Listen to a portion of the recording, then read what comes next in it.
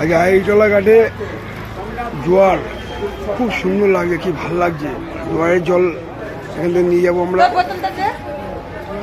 মানে এত অব্দি চলে এসছে,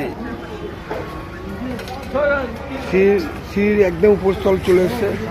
দেখুন এখানে আবার সাধ্য শান্তির কাজ চলছে।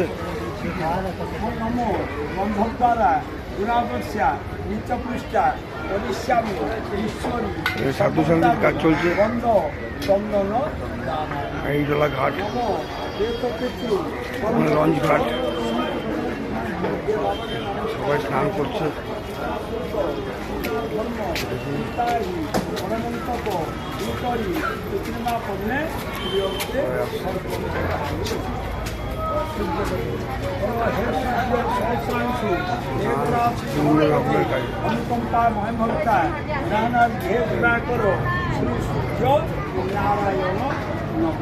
আরেকবার বলো, সোম ব্রহ্মা, সোম বিষ্ণু, সোম মিত্র।